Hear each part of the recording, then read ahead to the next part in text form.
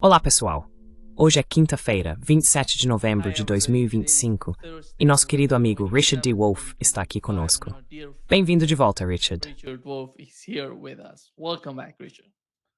Muito obrigado, Nima. Feliz de estar aqui.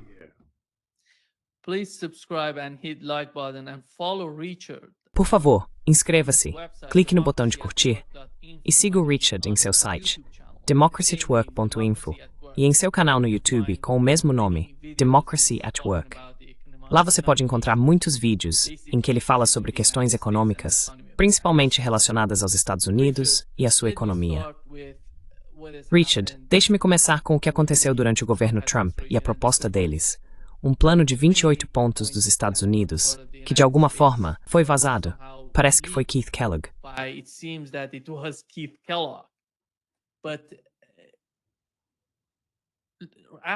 Mas depois disso, Richard, tivemos uma reunião entre os Estados Unidos, de um lado, e os europeus, junto com os ucranianos do outro, discutindo os pontos de Genebra. Marco Rubio esteve lá. Como você vê toda a situação com a Ucrânia? Porque não parece que os europeus e os ucranianos estejam satisfeitos com concessões territoriais, limitações no tamanho das forças armadas da Ucrânia ou a questão da adesão à OTAN. Eles não querem incluir nada disso em um acordo para a Ucrânia. Eles vão ainda além. Aqui está Kyriakos falando sobre como eles se sentem em relação à situação com a Rússia.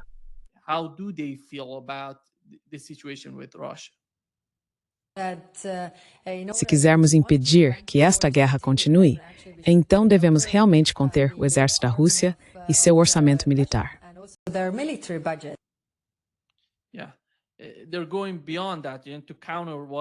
Sim, eles estão indo além disso para contrariar o que a Rússia está dizendo. Mas antes de chegar ao seu comentário, aqui está o que foi publicado no Político. A Europa pensa o impensável: retaliação contra a Rússia. Eles estão falando sobre a militarização da Europa, juntamente com ataques cibernéticos, tudo se unindo para se opor à Rússia. Como você se sente, Richard, sobre o fato de a Europa ainda insistir tanto nessa política fracassada na Ucrânia?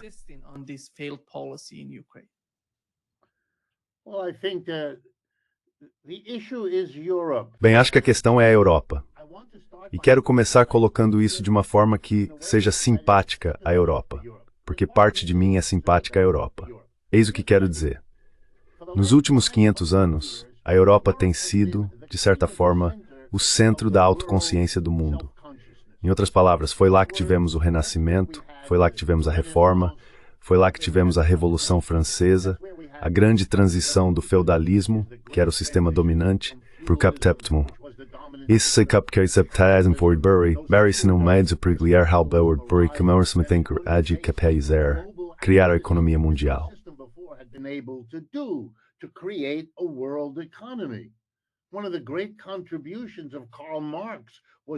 Uma das grandes contribuições de Karl Marx foi dizer em O Capital exatamente o que acabei de dizer.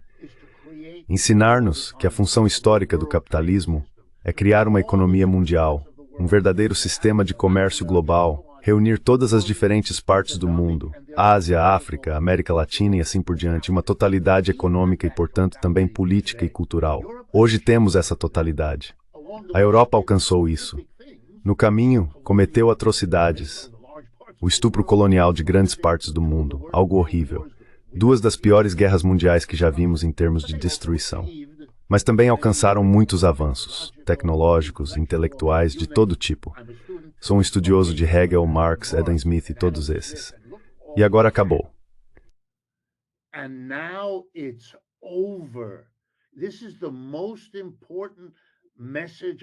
Esta é a mensagem mais importante que posso transmitir. A Europa terminou nesse papel. A Europa continuará existindo. A Europa continuará funcionando. A Europa pode fazer coisas boas. Essa não é a questão. Mas ser o centro do mundo, isso acabou.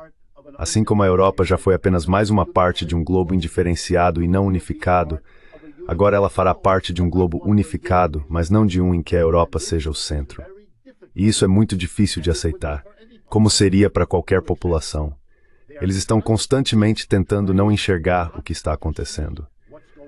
A demonização da Rússia é um esforço infantil para não ver o que acabei de descrever, e para pensar que o problema é uma força externa maligna que os ameaça. Esse não é o problema deles.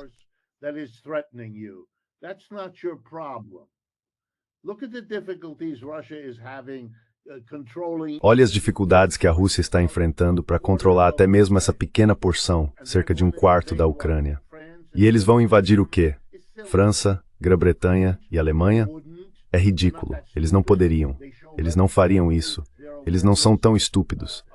Eles demonstraram muito claramente que têm consciência desse tipo de questão.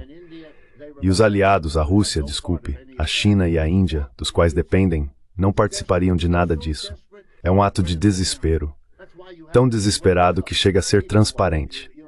É por isso que precisam recorrer a pessoas das repúblicas bálticas com sua história peculiar de idas e vindas com a Rússia para gritar contra ela, como a direita desses países vem fazendo há um século. Isso é entediante como argumento. Precisamos superar isso. É puro bode expiatório.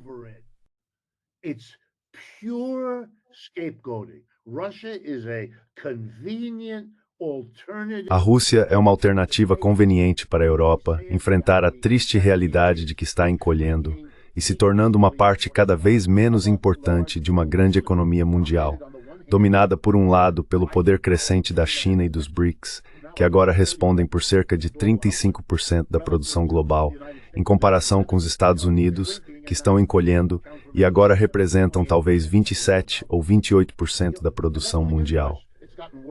E isso só piora. A diferença tem aumentado a cada ano desde 2020, quando o PIB total do G7 era aproximadamente igual ao dos BRICS. As condições econômicas na Europa são muito sérias. Li esta manhã que a pesquisa mais recente na Alemanha mostra o Sr. Merz com 23% de aprovação. Veja, ele só chegou ao poder em maio, meio ano, e já se foi. E Starmer está na mesma situação, e Macron está na mesma situação. Você sabe qual é a taxa do PIB no Reino Unido neste momento? The GDP growth rate right now is in Britain 0.1%. You know what that is? That's stagnation. And since they're inflating 0,1%. Sabe o que isso significa? Isso é estagnação. E como a inflação deles está um pouco abaixo de 4% ao ano, você tem estagflação. Uma economia estagnada com preços em alta e um orçamento recém-anunciado que vai piorar a situação. Eles estão apertados e pressionados. E ainda essa guerra na Ucrânia que eles imaginaram, embora não devessem, que seria fácil de vencer porque era apenas a Rússia de um lado e todo o Ocidente do outro. Pois bem, é uma lição de má interpretação da situação. E veja, só está piorando. Então, para mim, toda essa história precisa ser vista nesse contexto. Os Estados Unidos veem o beco sem saída que a Ucrânia representa para eles. Eles têm outro bode expiatório.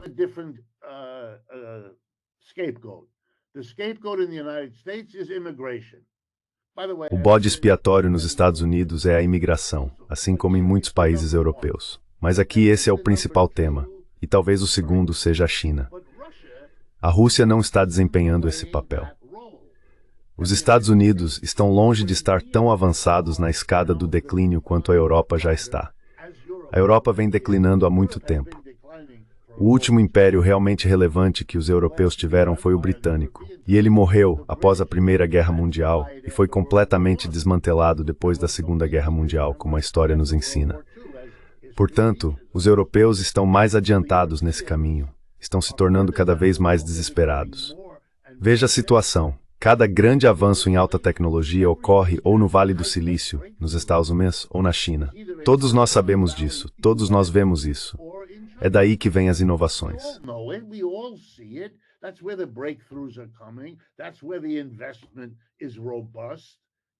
É aí que o investimento é robusto. Vamos lá. Seria preciso estar cego para não ver isso? Ou cego pela necessidade de não ver? Para mim, essas declarações exageradas como "vamos vencer na Ucrânia", os russos deixaram claro que estavam muito irritados com o avanço da OTAN para o leste. Tinham recebido aquelas promessas, não que isso seja tão importante, de que isso não aconteceria. Ok, aconteceu. Eles não deveriam ter ficado tão surpresos com isso. E continuou acontecendo. Mas veja, retomar a Polônia, retomar a Alemanha Oriental, esses eram países que realmente eram diferentes. Mas a Ucrânia estava integrada à Rússia de uma forma que as outras partes da Europa Oriental não estavam. Então não é tão surpreendente que eles acabaram traçando uma linha vermelha. E foi sério. Não façam isso. Não façam isso. Don't do this. Don't do this. The West did it. Under the influence O Ocidente fez isso sob a influência da mesma mentalidade que você vê agora. Vamos dividir tudo. Vamos dizer aos russos que tipo de exército eles vão ter. Isso acabou. Isso não está mais disponível para vocês. Simplesmente não está. E sim, em seu desespero selvagem, a Europa me lembra uma pessoa se afogando na água. Eu uma vez treinei para ser salva-vidas, sabe? Uma daquelas pessoas que ficam na praia e ajudam quem tem dificuldade para nadar.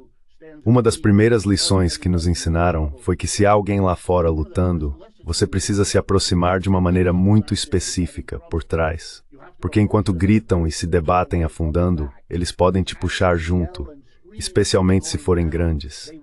Então você precisa aprender a técnica. So you have to learn the technique. Europe is a flailing decline. A Europa está em um declínio desordenado e eles querem arrastar o mundo junto com eles. É por isso que conseguem falar do jeito que você acabou de nos mostrar. Provocar. Provocar. Todo o jogo deles, todo o jogo é o que está causando toda essa tensão. Eles querem envolver os Estados Unidos no que estão tentando fazer, que é reverter o declínio da Europa. É por isso que quando cometem um deslize, quando não estão prestando atenção e o microfone ainda está ligado, você ouve. Eles querem dividir a Rússia em pequenos países para que possam, eventualmente, contrariar o que está acontecendo no mundo. Pense na fantasia deles. Os sonhos utópicos das pessoas dizem muito sobre elas. Se pudessem absorver a Rússia e separá-la da China, então teríamos os Estausen de um lado, uma China reduzida sem a Rússia do outro, e uma Europa ampliada agora absorvendo a Rússia.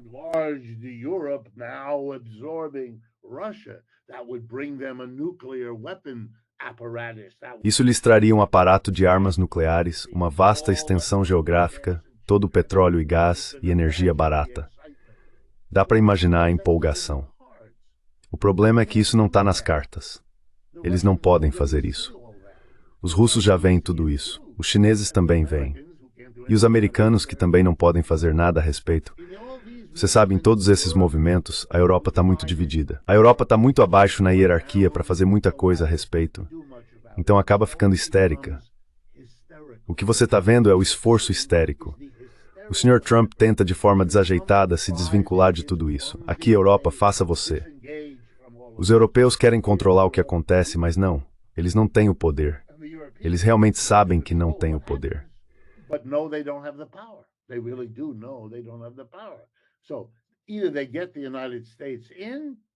Então eles conseguem trazer os Estados Unidos para dentro ou perdem. É disso que se trata. Eles não se importam nem um pouco com a Ucrânia. Isso é só o jogo. A questão é manter o apoio dos Estados Unidos, porque sem eles, vocês não são nada. E esse nada está olhando diretamente para vocês de um jeito que nenhuma administração americana antes de Trump teve coragem de dizer em voz alta. Em particular, aqui nos Estados Unidos, posso garantir com base em conhecimento pessoal que importantes pensadores políticos e formuladores de políticas vêm discutindo o afastamento da Europa há muito tempo. Eles estão plenamente cientes de que o equilíbrio entre benefícios e perdas mudou. No fim da Segunda Guerra Mundial, era preciso ter aliados contra o comunismo e a União Soviética. Era disso que se tratava. E vocês conseguiram isso.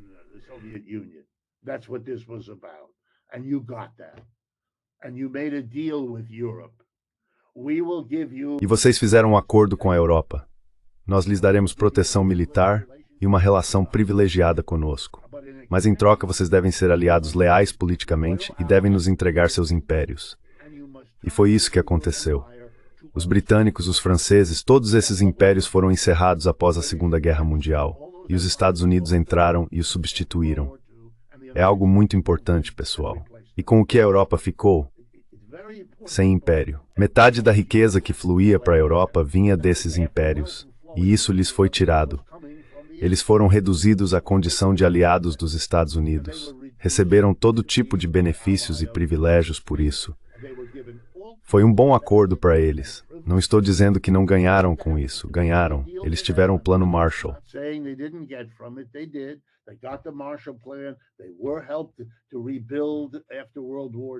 Eles foram ajudados a se reconstruir depois da Segunda Guerra Mundial. Tudo isso é verdade. Mas os Estados Unidos não precisam de um grande amortecedor contra a União Soviética, porque a União Soviética não existe mais. Se forem lutar, será com a China, não com a Rússia. Eles sabem disso. E não querem carregar a Europa enquanto ela declina. Isso não é atraente. Não há mais nada na Europa que eles queiram. Ela não tem mais o charme, não tem a grande riqueza, não tem a moda. Simplesmente não tem. E, portanto, não é um aliado atraente. Além disso, com todas as suas divergências internas, ninguém quer isso. Isso não é interessante. Eles não têm recursos reais, são importadores líquidos de energia.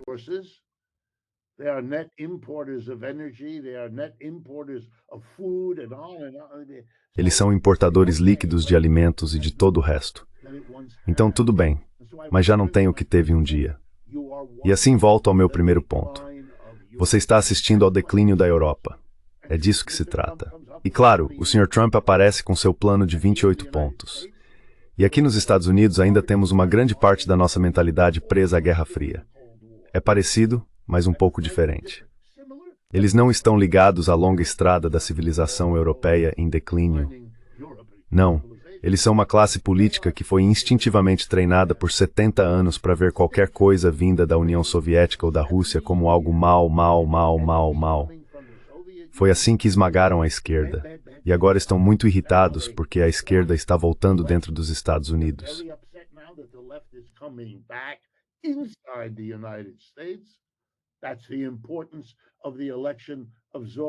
Essa é a importância da eleição de Zoran Mamdani na cidade de Nova York, de Bernie Sanders, de Ocasio-Cortez, todo o movimento. E ele está literalmente crescendo a cada dia nos Estados Unidos. Estou sentado aqui, posso te dizer, está por toda parte ao meu redor. Nunca antes em toda a minha vida vi algo assim, o que significa que nunca antes, na vida dos líderes políticos dos Estados Unidos, eles tiveram que lidar com algo diferente de republicanos e democratas. Todo o resto não existiu, era minúsculo. Isso não é mais verdade. E o mundo está mudando. Essas pessoas da política estão se agarrando ao universo político no qual cresceram. Nós não temos nos Estados Unidos políticos que também sejam pessoas pensantes.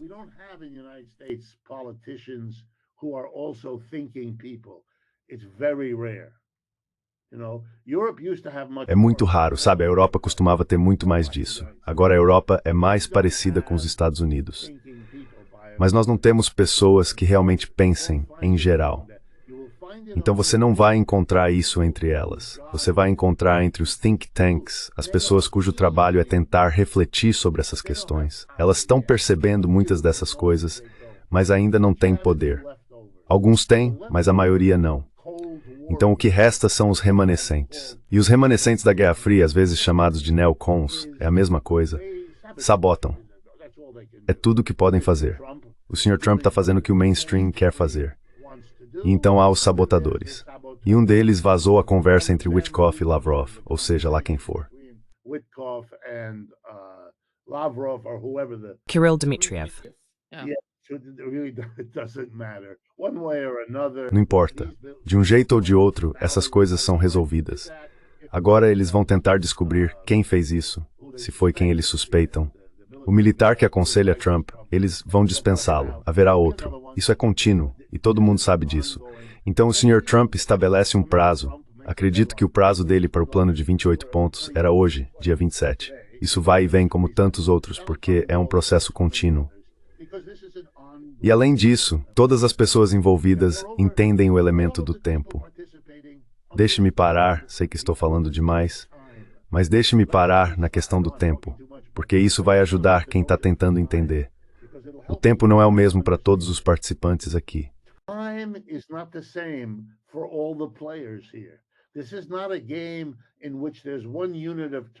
Isto não é um jogo em que existe uma única unidade de tempo que todos precisam seguir. Então, vamos começar pelos chineses. Para eles, agora tudo está tranquilo. Por quê? Porque o tempo está a favor deles. Durante 30 anos, a cada ano, a China se tornou um jogador maior, mais rico e mais poderoso na economia mundial, a cada ano. E a cada ano, a Europa declina em relação à China e os Estados Unidos ficam para trás em relação à China. Quando você ouve um americano falar sobre a agressividade da China, isso é apenas a necessidade deles de enquadrar a situação dessa forma. Mas não tem nada a ver com isso.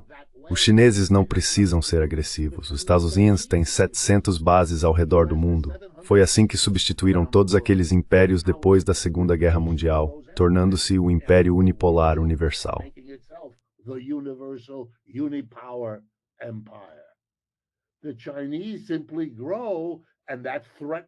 Os chineses simplesmente crescem, e isso ameaça aquele império, claro. Mas os chineses têm uma base militar. Os americanos têm 700. Quem é o agressivo? Quero dizer, isso é infantil. Quando você percebe isso, os europeus têm uma noção completamente diferente de tempo. Eles estão com pressa. Você tem, na verdade, aquela mulher, Callas, falando, com prazer no rosto, sobre controlar o exército da Rússia. Isso é porque vocês estão perdendo a guerra, docinho. Vocês não estão vencendo, estão perdendo. Estão perdendo feio. E não há fim para sua derrota. Vocês já estavam perdendo antes de ter esse cargo, vêm perdendo durante todo o tempo nesse cargo e continuarão perdendo. E isso é muito doloroso para vocês, o que eu entendo. Mas o tempo é o inimigo dela. Ela está com pressa.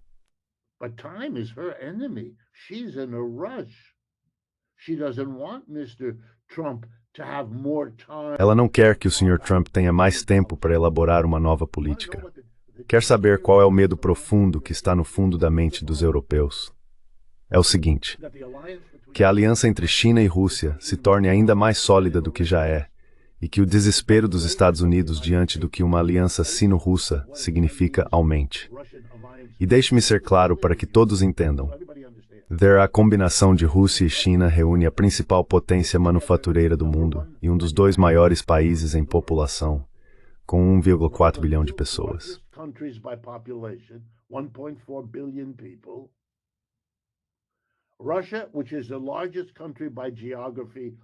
A Rússia é o maior país em termos geográficos, de longe com um dos aparatos militares mais desenvolvidos do mundo. Você realmente quer construir seu futuro confrontando eles? O que há de errado com você? E os europeus, se tiverem um mínimo de bom senso, podem ver como os americanos estão observando essa situação. E então, o que poderia acontecer? O que pode acontecer quando há uma grande potência, uma quase tão grande e uma terceira em declínio? As duas resolvem suas diferenças às custas da menor.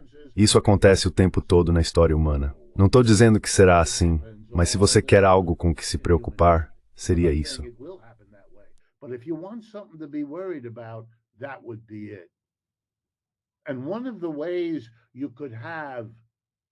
E uma das maneiras pelas quais poderia haver um conflito entre a China, de um lado, e os Estados Unidos, do outro, a potência em ascensão e a potência em declínio, é algo que pode estar sendo antecipado pela própria guerra na Ucrânia, porque essa é uma guerra por procuração entre as duas, às custas do povo pobre da Ucrânia. Veja o que aconteceu com eles e com o país deles. E o que aconteceu com eles e com o país deles pode acontecer com toda a Europa. Esse é o grão de compreensão que está por trás da busca por bodes expiatórios. Não é que a Rússia represente uma ameaça tão grande agora, não representa nem no futuro visível.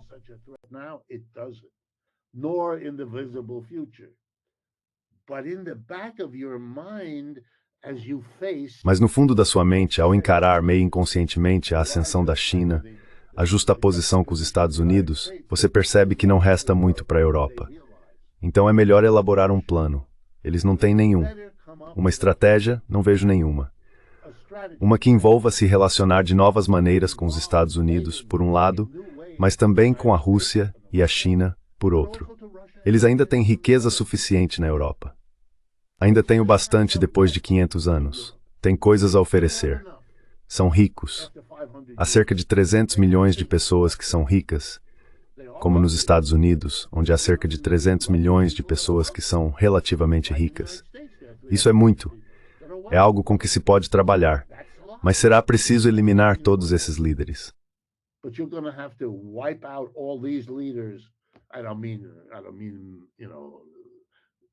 Não estou falando, você sabe, das vidas deles. Isso não é um ataque pessoal. Mas é preciso removê-los de seus cargos políticos, e trazer uma nova geração de pessoas que entendam o que venho tentando dizer e que queiram sentar-se com os líderes da China e da Rússia, os líderes dos Estados Unidos e de seus aliados, para elaborar o que o Sr. Putin, com razão, chama de uma nova estrutura pacífica de segurança para todos na Europa. Ele está certo. Paulo e gritar com ele pelas coisas ruins que fez não muda isso. Nesse ponto, é o único caminho possível. Caso contrário, acabamos com uma guerra sem fim, conflito e desperdício de recursos em uma corrida armamentista interminável. Parece claro para mim.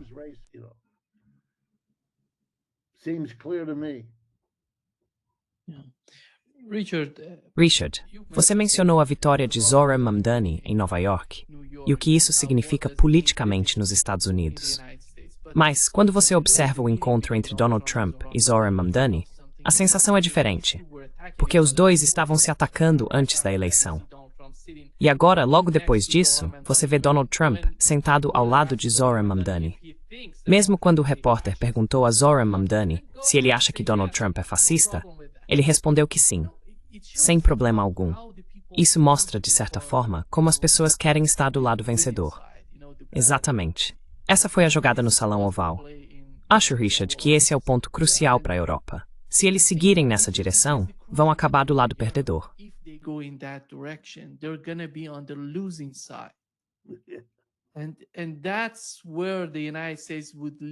E é aí que os Estados Unidos os deixariam, com todas as dificuldades que enfrentarão em um futuro próximo.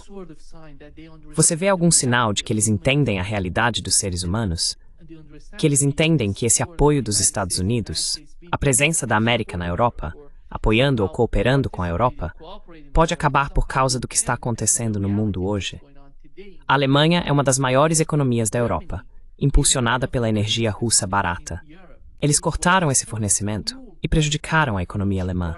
Praticamente a destruíram e continuam no mesmo caminho.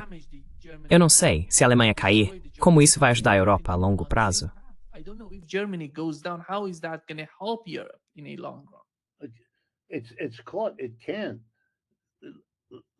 Tá certo, ok. Deixe-me responder a cada uma das coisas que você disse, uma por uma. Você tem toda a razão. O objetivo e o propósito da reunião entre Zohran Mamdani e Donald Trump eram encenar um momento tipicamente americano. É como se o que estivesse em jogo aqui fosse uma corrida entre 3 ou 4 pessoas que cada uma queria ser prefeita de Nova York.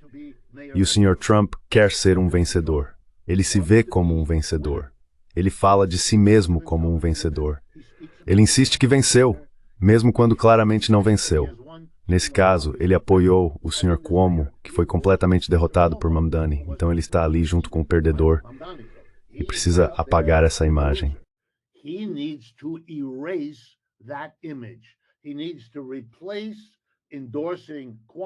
Ele precisa substituir o apoio a Cuomo, um grande erro, por estar próximo do vencedor. Ele tem que ser identificado com o vencedor. Estou trabalhando com o vencedor. Eu sou um vencedor. Ele é um vencedor. Somos todos vencedores. E é disso que se trata. Ele nunca levou a palavra socialismo a sério, o mesmo com fascismo. Aliás, se você ouvir o Trump, ele usa socialista, comunista e fascista como sinônimos. Eles não são diferenciados. São apenas pessoas más, perversas. E é só isso para ele. Ele não sabe no que Mamdani está interessado. Ele não sabe o que Mamdani quer dizer com socialismo. Ele não tem consciência das variedades de socialismo. Nada disso. Então, como você entendeu, trata-se apenas de estar com o vencedor.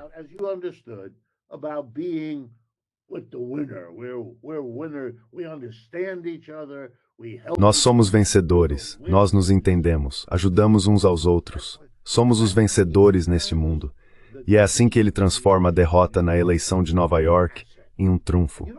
E você sabe, isso é inteligente. O que ele vai fazer? Gritar com o cara? É inútil, certo? Se ele quiser miná-lo, o que pode acontecer? Tudo será feito discretamente, de 100 maneiras diferentes. E então, quando o momento for certo, será público. Mas é assim que isso vai ser feito. E Zohran Mamdani certamente sabe disso. E se não souber, logo vai aprender. O que há para o Sr. Mamdani é uma peça de teatro completamente diferente.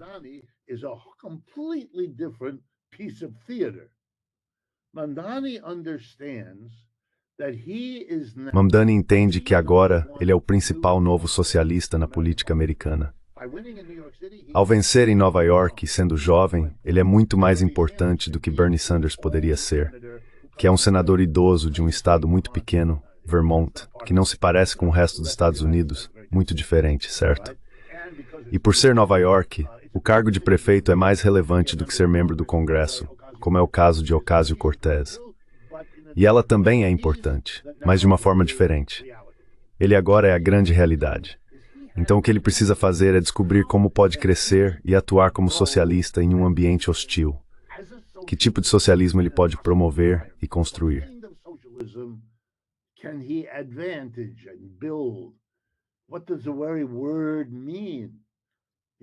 O que a palavra significa? Ele não é comunista nem nada parecido. Mesmo o socialismo dele é muito moderado. Sempre foi.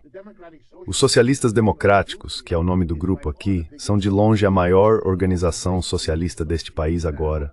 Mas um dos motivos é justamente o fato de serem tão moderados. É como se você dissesse que se fosse introduzir o socialismo, este seria o tipo mais aceitável possível. Ele vai colocar um imposto de 2% sobre os super ricos. Tudo bem, isso ainda os deixa super ricos, e não lhe dá dinheiro suficiente para transformar o país ou a cidade ou algo assim. Mas ele pode fazer coisas boas, pode ser cuidadoso, e é bom nisso. Mostrar à comunidade, olhem o que estamos fazendo aqui.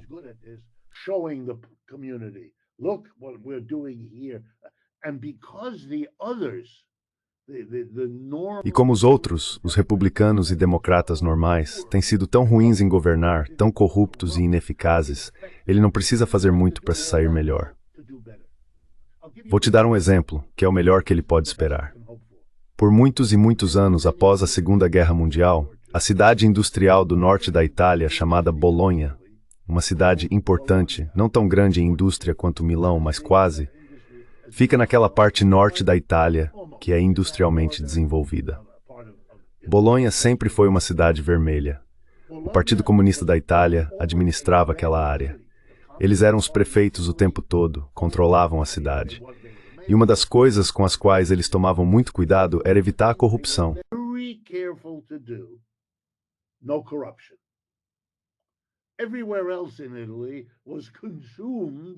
Em todo o resto da Itália, a corrupção tomou conta, porque da forma como o país foi organizado após a Segunda Guerra Mundial, o verdadeiro poder estava no Partido Comunista e na resistência a Mussolini e aos nazistas. Mas o Ocidente, os Estados Unidos, não permitiu que essas pessoas governassem e, em vez disso, entregou o governo a quem pudessem comprar para fazê-lo. E assim, a corrupção começa logo no início e nunca para. Ter um governo limpo em Bolonha foi uma conquista tão grande que o povo de Bolonha, muitos dos quais eram anticomunistas por causa da ideologia da Guerra Fria, sempre votava nos comunistas, mesmo assim. E se você perguntasse por que sem corrupção, certo? Ele consegue fazer isso.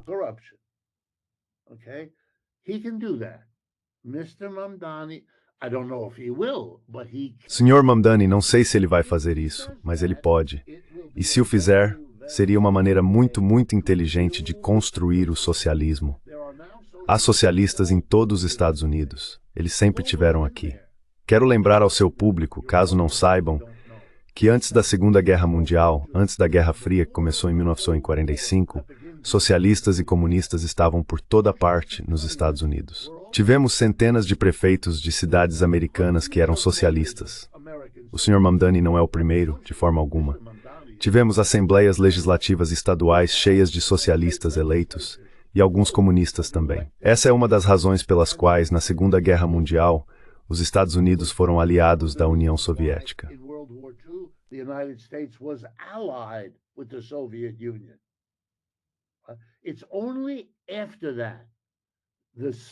Foi somente depois disso, a reversão repentina logo após a Segunda Guerra Mundial, que os Estados Unidos se voltaram contra seu aliado, a União Soviética, e perceberam que tinham dois problemas.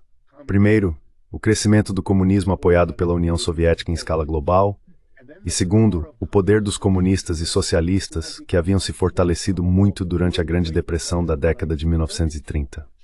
Então, como lidar com essas duas ameaças ao capitalismo americano?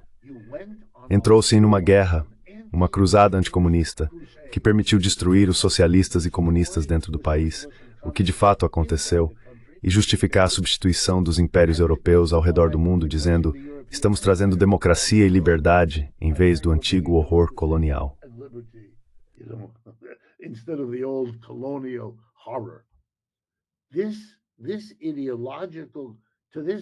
Essa ideologia até hoje ainda faz com que as pessoas pensem dessa forma, porque foi uma cobertura ideológica perfeita para o que os Estados Unidos achavam que precisavam fazer. E foi bem sucedida. Vocês destruíram o socialismo. Então o que você está vendo com Mamdani é apenas o retorno disso. Todas aquelas pessoas ainda estão por aí. Mesmo que tenham morrido, transmitiram essas ideias aos filhos. Então socialistas em toda a América, sabe, eles me encontram e eu converso com eles. Faz parte do meu trabalho.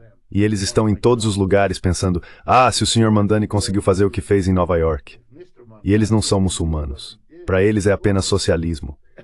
Mas você pode ser protestante, católico ou judeu sem o peso extra de ser muçulmano.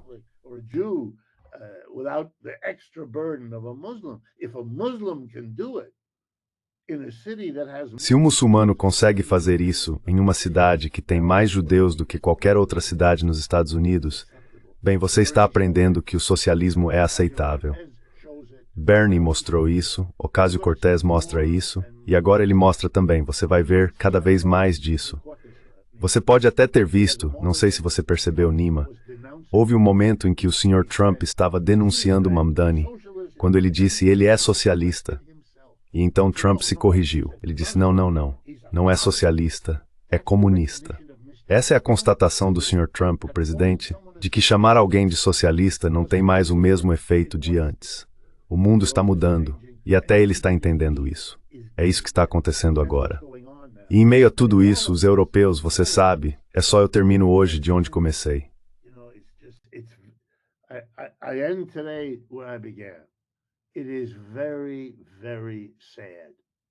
É muito, muito triste. Mas você não vai lidar com o seu problema, o seu declínio, a sua perda da posição no mundo que teve por 500 anos. E lembre-se, você não perdeu essa posição por causa do que os outros estão fazendo com você. Você perdeu essa posição porque a forma como atuou nela acabou se autodestruindo. Lembre-se de um dos seus maiores pensadores, Hegel. Tudo é internamente contraditório. Você se tornou rico e poderoso com o seu império colonial, mas também construiu seus próprios coveiros. Você criou as instituições que agora o substituem. É assim que a vida é. Você cresce, tem filhos e depois parte, e seus filhos assumem o seu lugar. Doloroso, mas é a realidade. E a Europa está vendo isso agora.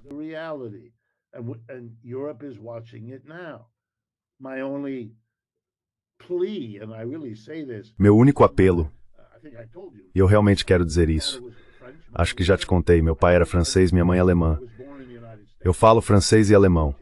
Nasci nos Estados Unidos e vivi e trabalhei aqui a vida toda. Mas metade de mim ainda é europeia. Eu não quero que a Europa desapareça. Eu não quero que a Europa entre em declínio. Mas com o tipo de liderança que eles têm agora, que quer ir à guerra demonizando Putin porque não tem um Stalin, eles transformam o Sr. Putin em um... Isso não resolve nada. É um ato desesperado de alguém que está se afogando. Seria muito melhor ter líderes dispostos a sentar e encontrar uma solução. Tenho que dizer que nesse aspecto, o Sr. Trump, com todos os seus defeitos horríveis, está à frente deles. E isso deve incomodá-los em algum nível também. Sim, exatamente. Muito obrigado, Richard, por estar conosco hoje. Antes é ir, como sempre. Sim, muito interessante. E obrigado pelo seu programa e por garantir que pessoas ao redor do mundo possam ouvir algo um pouco diferente do que está no jornal todas as manhãs. Grande prazer. Tchau, tchau. See you.